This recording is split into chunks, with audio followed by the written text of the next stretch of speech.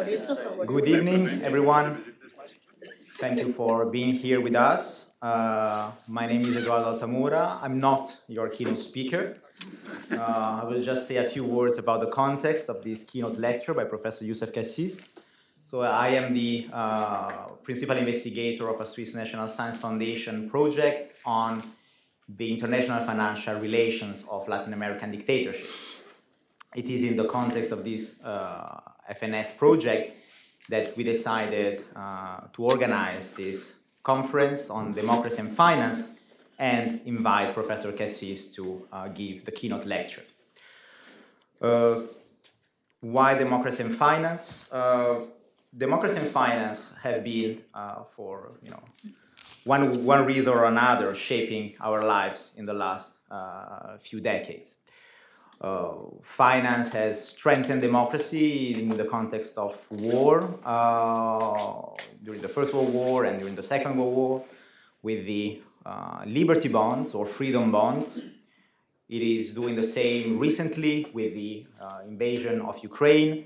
Ukrainian government issued military bonds last year to fight the Russian invasion. But in the recent decades, in the recent 15, 20 years, we have seen also a darker side of finance.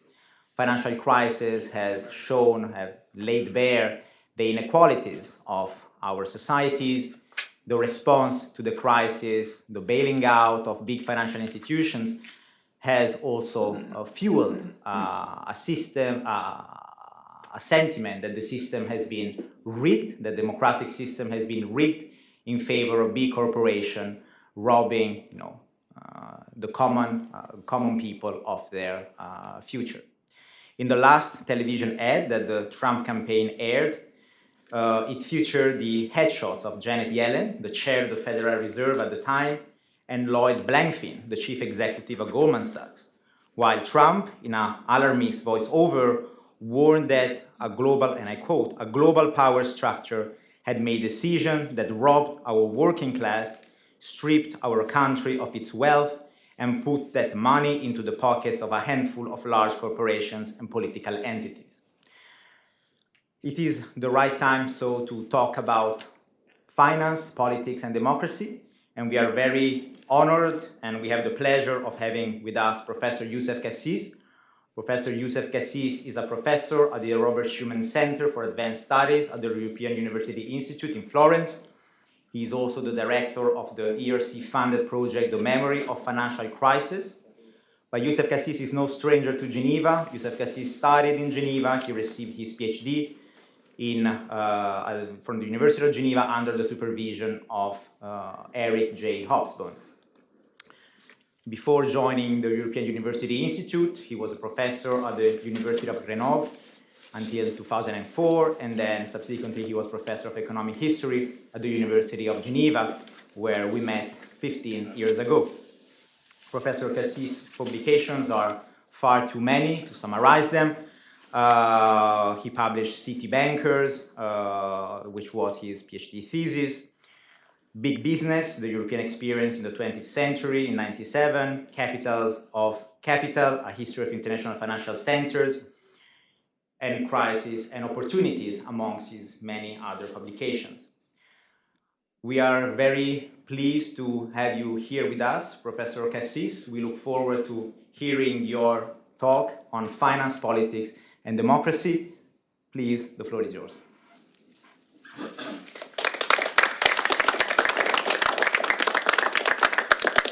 Good evening.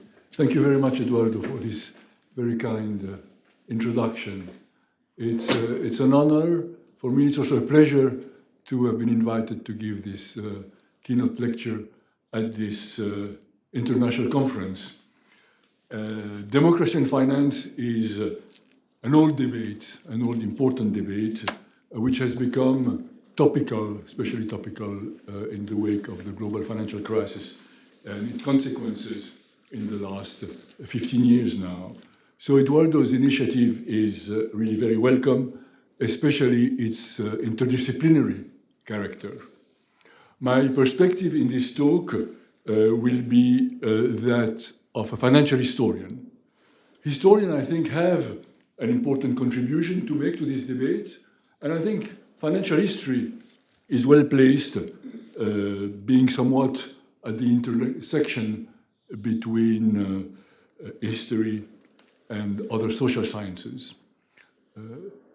3 months ago, actually, I gave the keynote speech at another conference, an international conference in Lisbon, at the Institute of Social Sciences. The theme of the conference was authoritarian regimes and financial capitalism in the 20th century.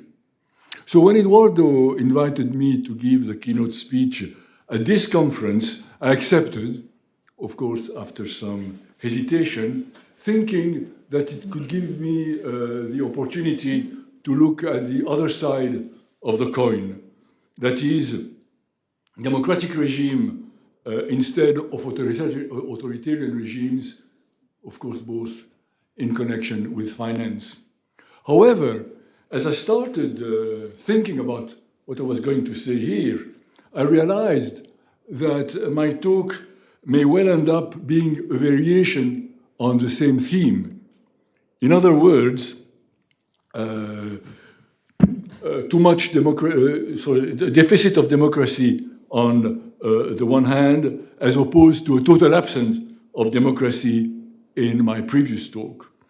The reason for that is that the question of finance and democracy is usually approached in terms of antagonistic relationships. The encroachment of finance made on the democratic process. This conference is no exception to this. The speculative attacks on Greece at the beginning of the euro crisis are given as an example of such encroachments, and the organizers of this conference talk of the reappearance of an antagonistic notion of finance in the aftermath of the global financial crisis. Also, looking at the titles of the papers, in the program, I had no chance to read all the papers themselves before preparing my keynote speech. But looking at the titles, I noticed that at least half of them, it's not always possible to tell, were dealing with the undermining in one way or another of democracy. So I asked myself if this was the best way, or at least if this was the only way to discuss the relationship between democracy and finance. Put another way, should the operation of financial actors, including the decisions taken by central banks that force the hand of elected governments, or even topple them, should such operations be considered as obstruction to democracy? Or should they be considered within a different framework of analysis? So I will try to answer this question by considering 3 points, which are reflected in the title of my lecture. First, the position of financial elites in society, that is finance. Second, the relationship between finance and politics, that is politics. And third, the implication for democracy. Beforehand, let me say a few words about what I mean by finance and by democracy, and also about the time and space within which I will consider their relationships. Finance is an overarching concept. It refers to financial activities and the way they are carried out through financial institutions and markets. It refers to how financial activities interact with what is sometimes called the real economy. Monetary systems and monetary policy are also part of what is known as finance. But the notion of finance also refers to the people in charge, the financial elites comprising bankers, financiers, investors, speculators, who often are the same people or come from the same milieu. The notion of finance should not only be associated with private interests. It generally also includes public institutions, such as central banks, when they become public, or international financial institutions, such as the World Bank or the International Monetary Fund. Finally, while finance can refer to each of its various components, it is also used at a more general level to describe all these components taken together. One could talk here of the financial world, and I will use this expression in the course of this talk. But it could also be the international financial system or the financial system of one specific country. Now, I will not exclude any of these several sub-definitions of finance that I've just given, but I will concentrate on some of them, above all on financial actors, those in charge of private financial institutions, especially banks, and those operating through the financial markets. I will also pay some attention to central bankers. Now, what about democracy? It's a less diverse concept than finance, though not necessarily an easier one. There is a broad agreement, I'm not a political scientist, to define democracies as regimes where citizens' representatives are elected through competitive free elections, where governments are accountable to those who elected them, and where decisions are taken on the basis of the majority rule, with checks and balances and protection of minorities. Other criteria include freedom of expression and of information, freedom of association, as well as the rule of law. Now, beyond these general criteria, it is important, I think, in the context of the relationships between finance and democracy, to pay particular attention to the questions of accountability of governments and also of constraints to their autonomy. And these points are increasingly integrated in the political science literature. Concerning time and place, I will consider the relationship between finance and democracy over the long run to observe both continuity and change. The long 20th century, say, for those who know, from the Bearing Crisis to the global financial crisis, or simply the 20th century in the strict sense of the term, 1900 to 2000, is an appropriate chronological framework. This, as far as both finance and democracy are concerned. Finally, I won't be able to reflect on finance and democracy in the entire world for reason of time, but also of competence. I will concentrate on Western Europe and North America, that is to say, on advanced economies, usually associated with democratic regimes, even though some were definitely authoritarian in the interwar years. So let's move to my first point, the position of financial elites. I think it offers a good starting point to reflect on the relationship between democracy and finance. Since the mid-19th century, financial elites have owed their elite position to the possession of three main assets: economic power, social prestige, and political influence.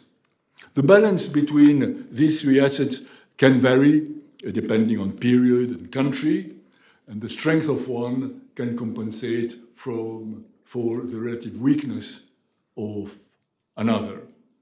Economic power derives from owning, or increasingly in the 20th century, leading a large company. It is the power to make decisions that have an impact on a country or on a region's well-being. It is an attribute to the business elite in general, not just to the financial elite. Industrialists, especially during the period of the Second Industrial Revolution from the 1880s to the 1970s, have arguably enjoyed at least as much economic power and possibly even more social prestige and political influence than bankers and financiers. Finance, however, has always held a particular type of power because of it is a provider of capital without which other economic activities could not be undertaken or with much greater difficulty. Think of granting loans to small and medium-sized enterprises, underwriting a share issue, advising on merger and acquisition, investing in new technologies, buying and selling government bonds, and many others. And in this way, banks and financial markets are involved in all sectors of the economy and thus play a central role, not least in terms of information, in the economy. Again, there have been differences between countries and periods since the banking revolution of the mid-19th century, but this remains the essence of financial elites' economic power. So before the First World War, the social prestige of financial elites used to follow the acquisition of economic power by at least one generation. It was then measured by their level of integration into the upper classes, which consisted at the time of the landed aristocracy. The situation changed in the course of the 20th century as business elites became the main component of the upper classes. However, wealth has remained the foundation of their social status, exemplified by a certain way of life and social and personal relationships with other elite groups, to summarize. Economic power has also provided financial elites with political influence through their direct representation in parliament, which, however, declined rapidly from the late 19th century onwards, through the lobbying of their pressure groups, and even better, through their direct access to ministers.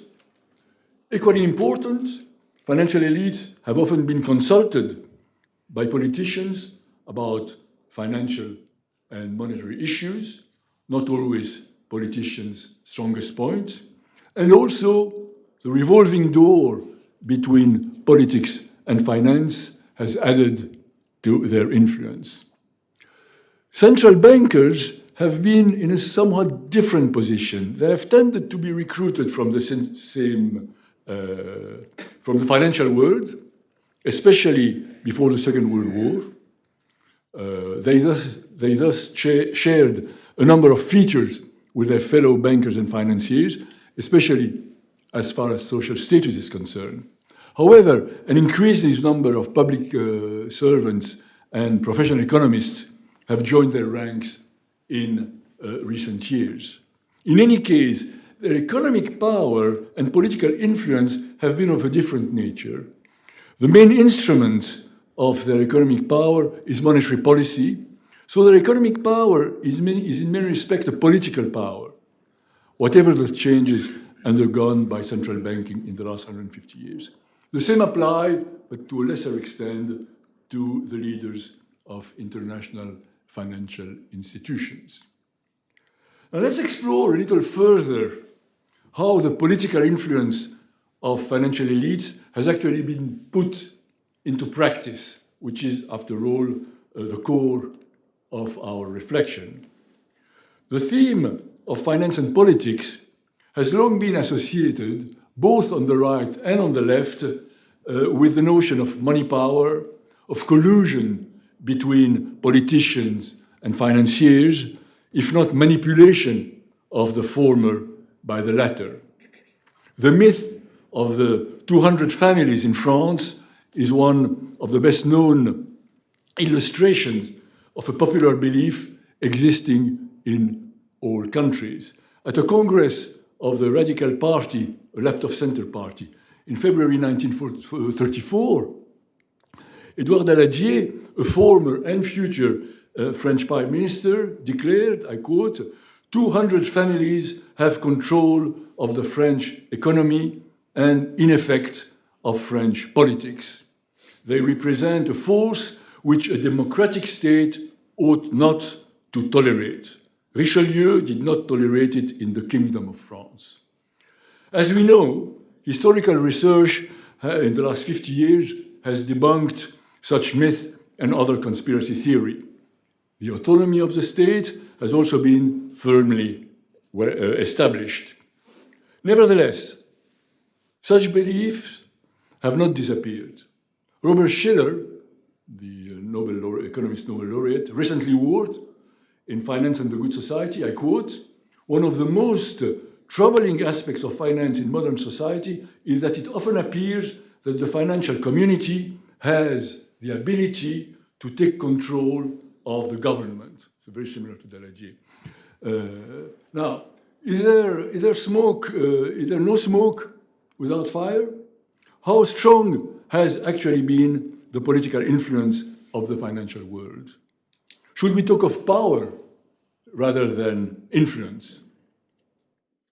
Here, we should distinguish between two phenomena. One is the way the financial elite has promoted and defended its business interests on the political terrain. The other is the political outcome of some of the actions taken by members of the financial world. Both can have implication for the functioning of democracy, so not exactly in the same way. Like other business groups, bankers and financiers have promoted and defended their interests with the government and in parliament, mostly regarding the working of banks and financial markets, in particular as far as their regulation and supervision are concerned.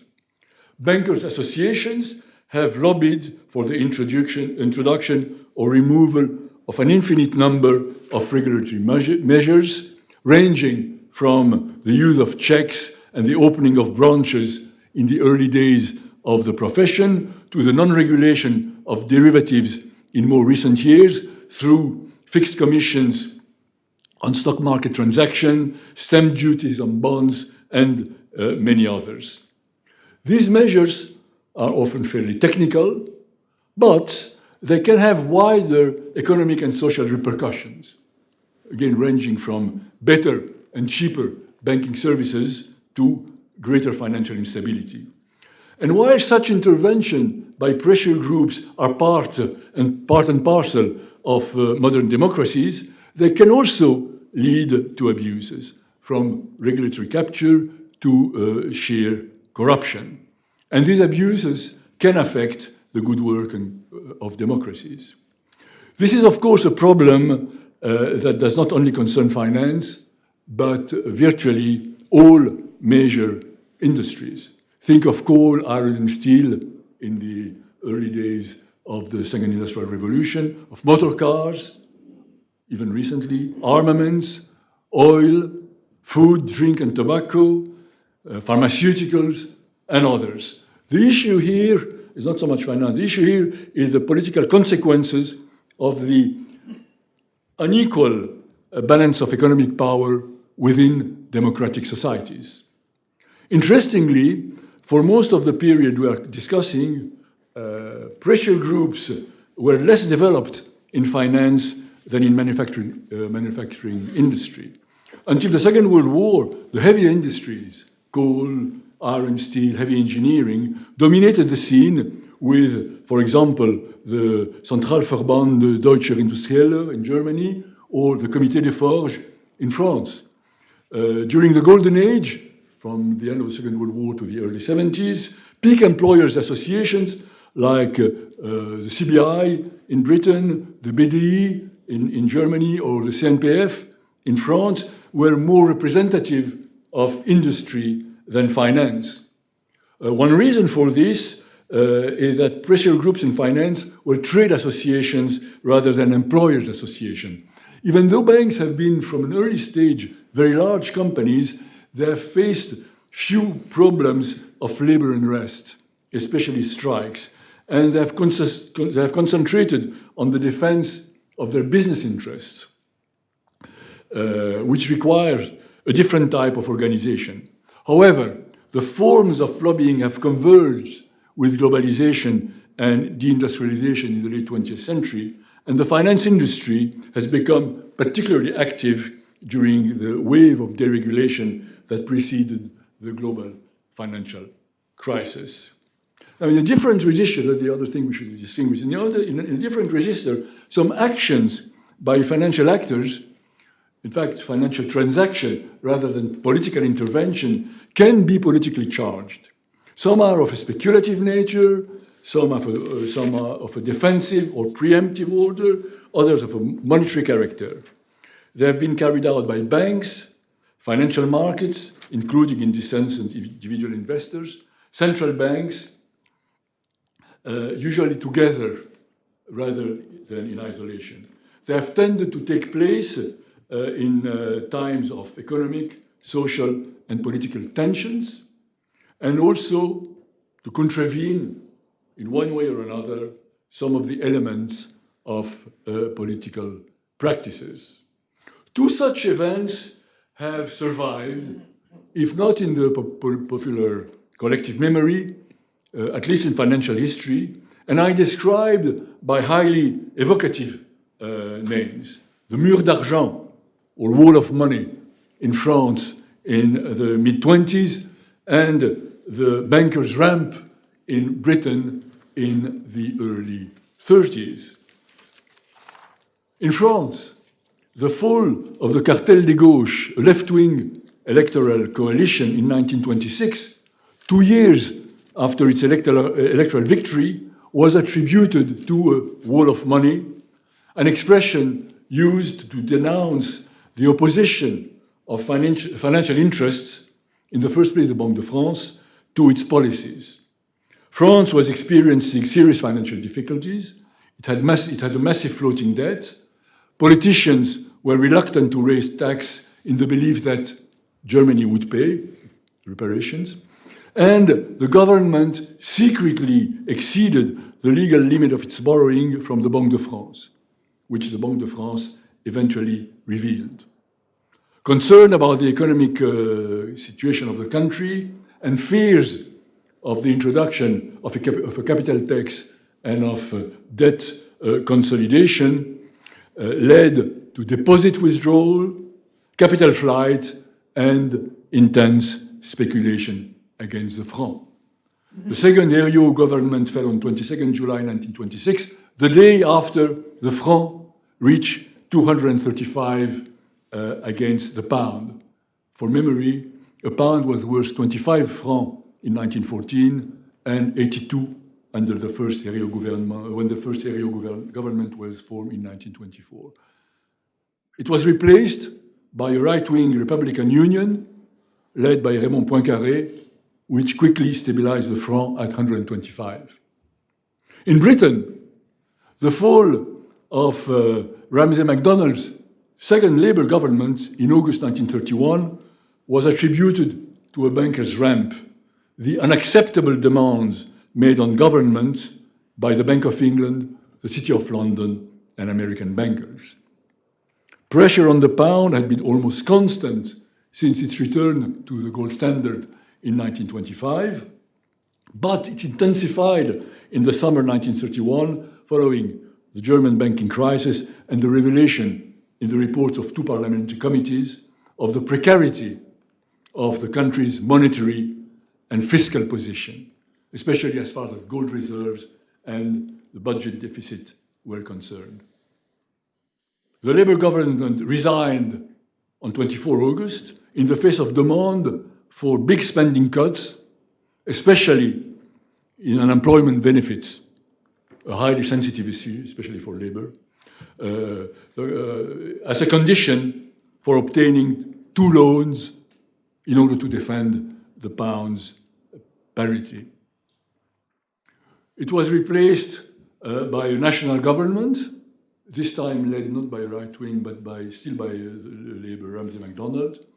Britain, and can see the parallel between the two. Britain left the gold standard in a month later, on 21st September 1931. Now, the Mur d'Argent and the Banker's Ramp might be unfounded conspiracy theories, The code of the cartel and of the Labour government are more complex than the alleged machinations of the financial world led by the central banks. And yet, the financial world played a part.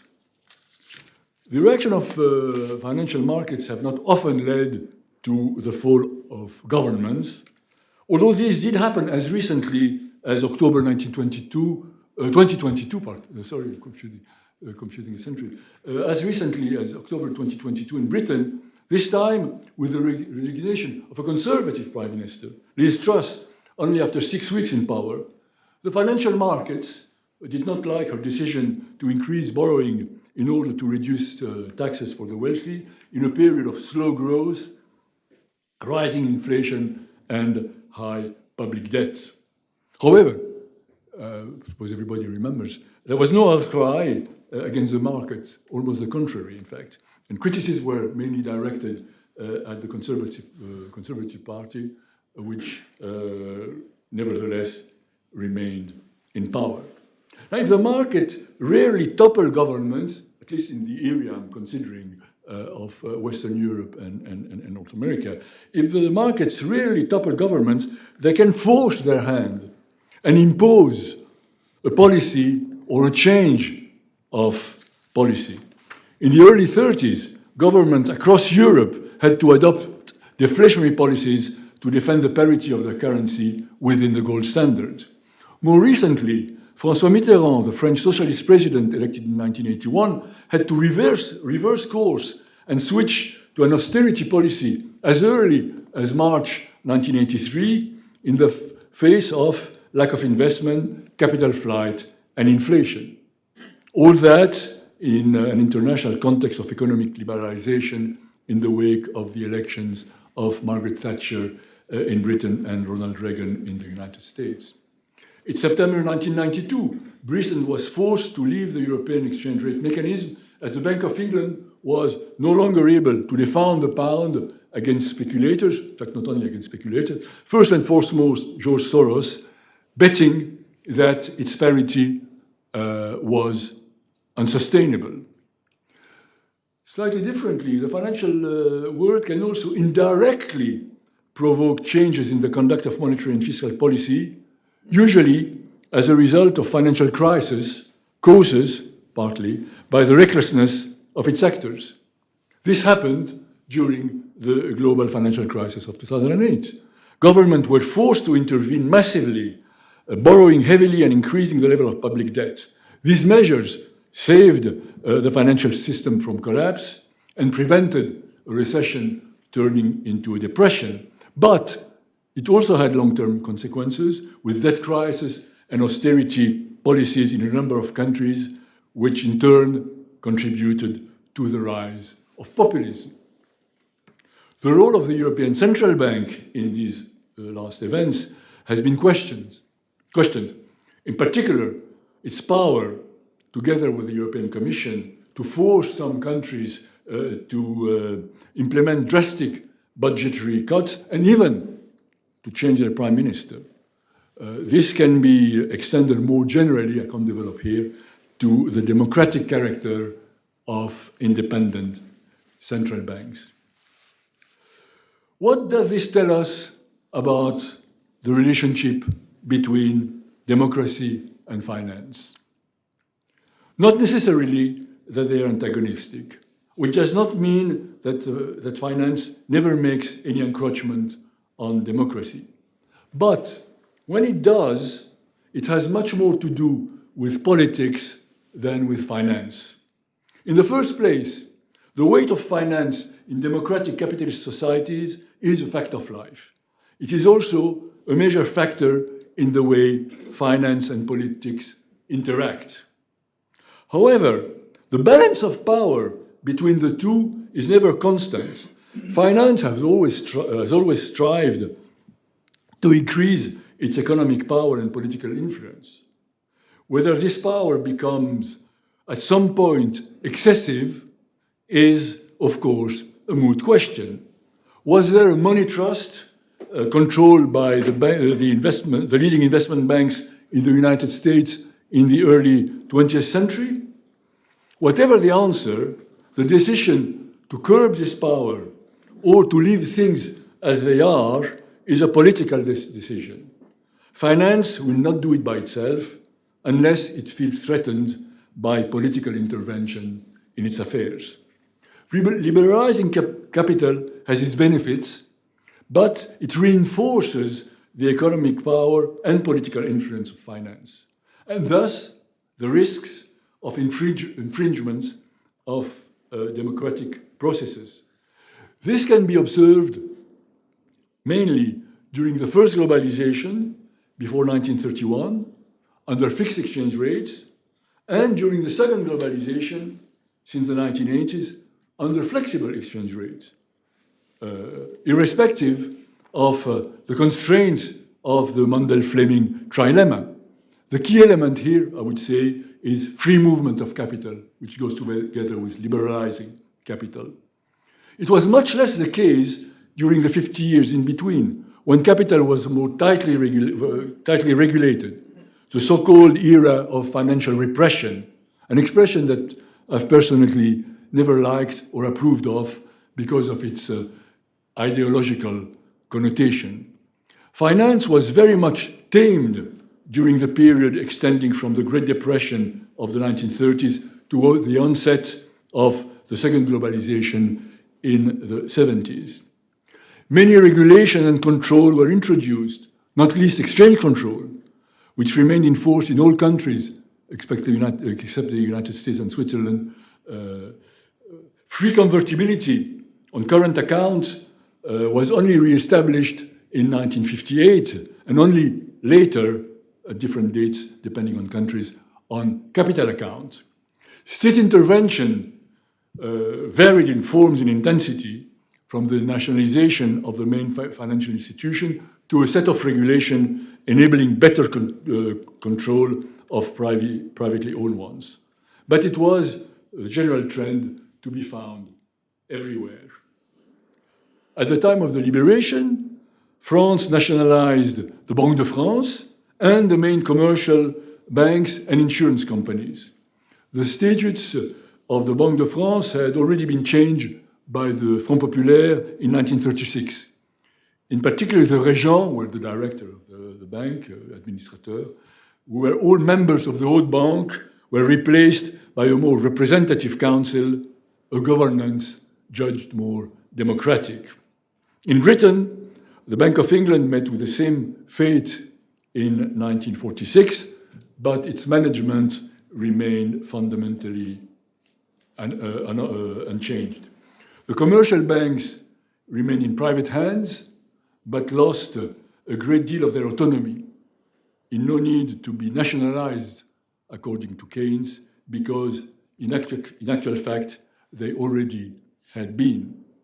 In the United States, the Glass-Steagall Act of 1933, which separated the activities of commercial and investment banks, profoundly altered the American banking system, as did other measures introduced by the New Deal, such as Regulation Q, which put a ceiling on the interest paid by commercial banks on deposits. Bankers, especially investment bankers, lost a great deal of their socio-professional status. The Pecora inquiry pilloried Wall Street's leading bankers and financiers, including such grandees as Charles Mitchell of the National City Bank, Jack Morgan and Thomas Lamont, JP Morgan's foremost partners, and many others. The hearings went on for 2 years, from April 1932 to May 1934, with its findings echoed in the press and resonating with the public. So state control of the financial system has its benefits and costs. This is not the place to discuss the pros and cons. As far as finance, politics, and democracy are concerned, the point is that controlling or liberalizing the financial system is a political decision. But of course, they are very complex decisions, influenced by a series of economic, political, socio-cultural, and ideological factors at both domestic and international levels, and in which financial actors play a far from insignificant role. It is in such a context of difficulty of making decisions, and with finance very much in the ascent, that the political decisions leading to the financial liberalization of the 1980s and 1990s were taken. From Big Bang in the city of Florence in 1986 to the abrogation of the Glass-Steagall Act in 1999 and the non-regulation of derivatives in 2000. The same logic applies to the regulatory measures that were introduced in the wake of the global financial crisis. They were indeed intrusive and increased capital and liquidity requirements, as well as bail-in mechanism. However, unlike in the 1930s, they did not amount to an overhaul of the banking and financial system. The culture only partly changed. Banks were not really tamed, not in the same way as in the 30s, and other players, such as asset managers, rose to prominence. So, to conclude, no, just about right, is finance against democracy?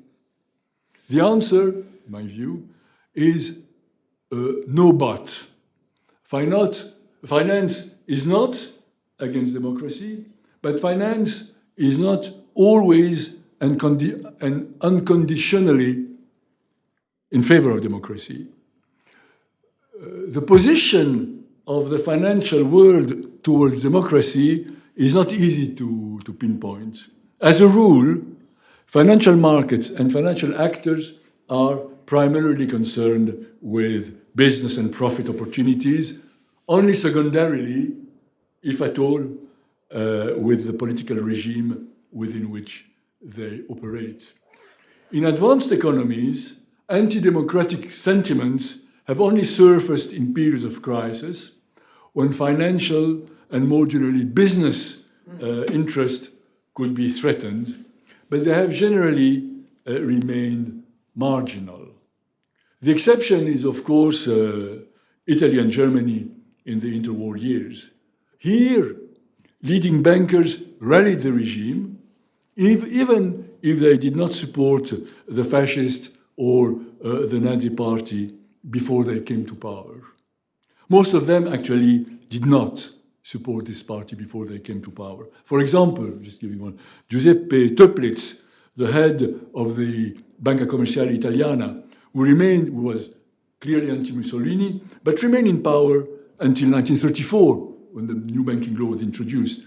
Or Jewish bankers in Germany, who formed, it should not be forgotten, 20% of the financial elite.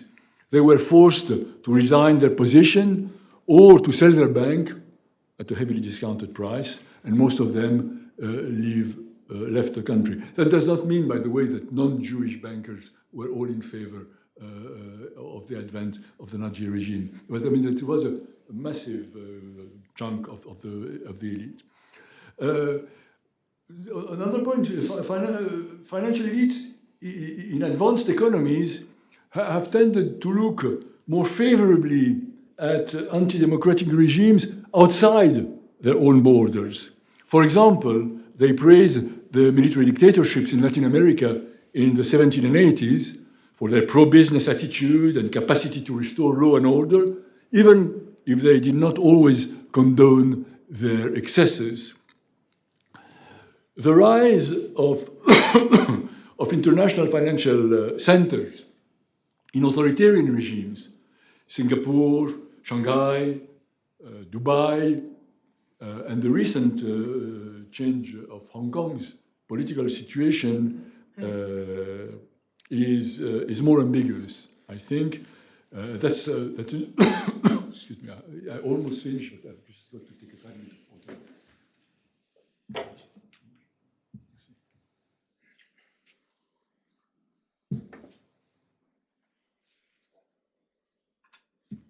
And I would say that the rise of, there's a new phenomenon for the last 20, 30 years, the rise of international financial centers in authoritarian regimes. I was quoting Singapore, Shanghai, Dubai, and the recent change in Hong Kong's political situation is, I think, more ambiguous, because here all the world's leading banks are present in these centers, and these centers are not at the periphery, but they're really now at the heart of global finance. Economic power has given finance an inordinate level of political influence, reinforced by financial elites' social status. But does that not amount to being anti-democratic, even if it has sometimes led to abuse? Ultimately, the space afforded to finance in capitalist democratic societies is a political choice. The issue is not confined to finance. It is part of a broader debate about business and democracy, and about, more generally, capitalism and democracy. Thank you for your attention.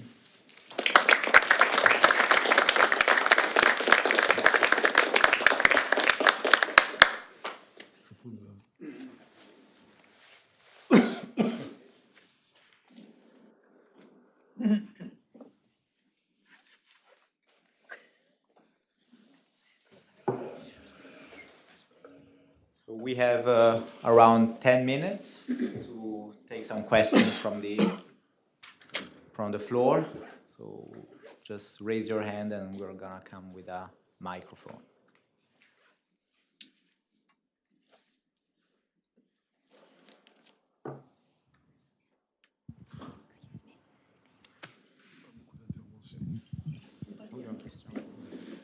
So thank you very much for the presentation. So given the fact that the weight of the financial sector has increased in the last decades, as you said, and the fact that democracy is not perfect regarding the different economic elites and economic power of finance, so would you say that there is a limit to the tolerance that the rest of society should impose on finance? And I may say that in history we have also seen that finance has been co-opted by the state. So we have development banks, we have multilateral institutions. So how much could we say that an alternative would be that the state might have an increased weight within the financial sector?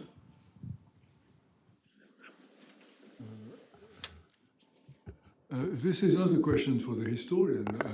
It's a question for societies. It's not only for governments. It's a question of societal choice.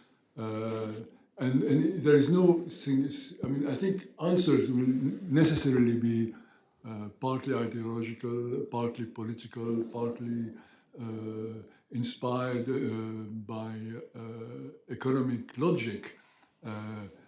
I think, yes, there can be a limit, but how do you agree what is the limit which should not be,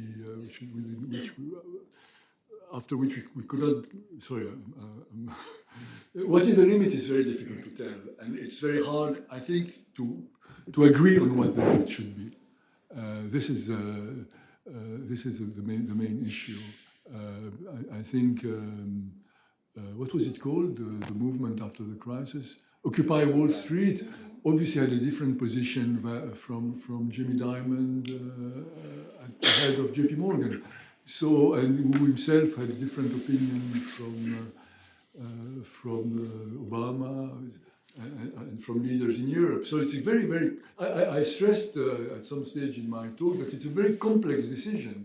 It's very hard to tell when, because it has a liberalized financial system have advantages. They're more innovative, cheaper transactions, but they carry more risk. So where do you put the balance? And the only question, maybe have governments really the power now to curb finance is also very, very, very debatable.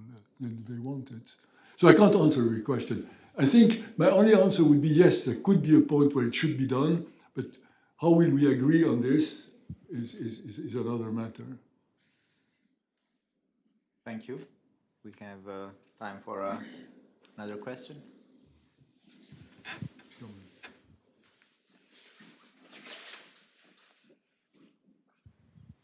A similar question, but from another perspective. I don't know if you know the Richmond Fed has been calculating for about 10 years what they call the... Richmond, sorry? The Richmond Fed, the Federal Reserve Bank of Richmond. Okay, yeah. They've been calculating what they call a bailout barometer for the US financial sector, right? And essentially they say that circa 2016, over 2/3 of all financial assets allegedly formally managed by private companies were effectively guaranteed by the US government, right? And sorry, wherein? they were guaranteed by the US government, directly or indirectly, right? And it's obvious why they do this, because they want to move away from that, right? But this points out to the inescapable symbiotic relation between governments and financial markets, which has been growing more and more important. So maybe rather than thinking, should we renationalize the banks or, bringing in-house, right, what private markets do, maybe the discussion should be about the amount of effective socialization of risk, right? The famous trope, right? So the bankers win, and when they lose, we all lose, right? So which then leads on to the political economy of financial regulation, right? So rather than, perhaps a more useful way of reflecting historically would be not on the power of the money trust over the politicians directly, but the way that effectively financial regulation ends up not being very effective after the fact. Yeah, I agree. I've tried to, as I was taught when I was at school, I've tried to stick with my subject. And as the topic was democracy and finance, I haven't looked at issues which are not directly connected with democracy, lack of democracy, abuse of democracy, failing of democracy, or whatever, which is not always, as you know, the most obvious reflection that financial historians have, because we tend to think slightly differently. So the question of regulation does not necessarily involve democracy, or only from a very long distance, don't you think? That's what. So it's a right way of dealing with the problem, but it's not exactly the question of what do we do with democracy, and is finance by becoming much bigger? Does finance necessarily becomes more anti-democratic? Not necessarily, I suppose. There is a risk. That's why I've emphasized this notion of risk, not of financial risk, but of risk of abuse by finance. Thank you. We have another question. I had a question, yeah. I'm going to use my privilege. So you refer a couple of times, at least in your speech, to the different scenario between the Pecora Commission, the 1930s, what happened in the 1930s, the decisive action that were taken in the 1930s, and what in fact didn't happen after the last financial crisis of 2008, 2009, despite the fact that there were many. If you go back to the newspaper headlines, many politicians were talking about, resetting the financial system. A new Bretton Woods was very popular phrase at the time, but it didn't happen.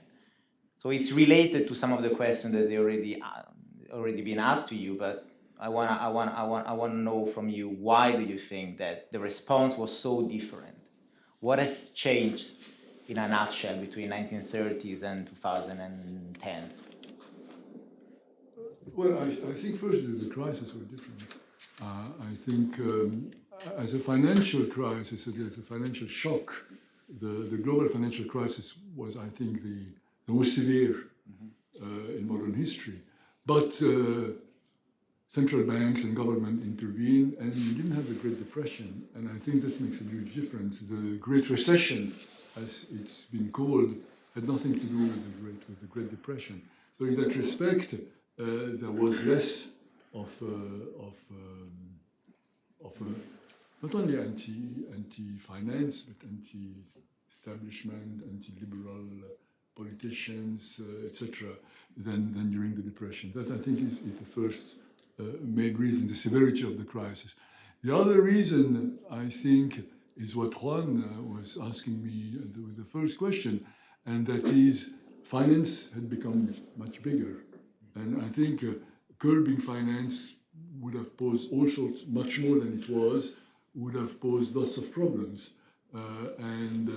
Third, in connection with that, the will, probably the will of, it's quite recent and we possibly more distant, the will of politicians was not to go further than what, although probably the purely regulatory measures were more intrusive than those introduced during the Depression or even more after the Second World War. There was really a lot of controls, as we would say in French, of tracasserie, huge growth of the compliance personnel, necessity of being vetted by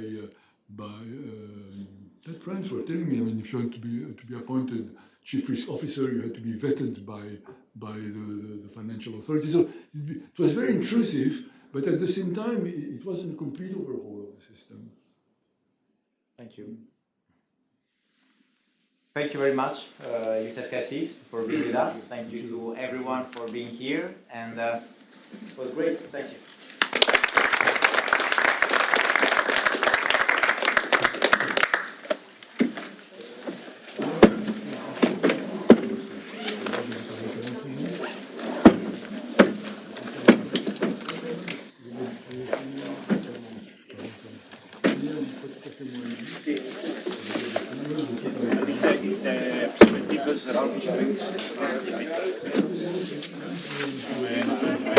Mesmo dentro da Europa, não é? Todos os países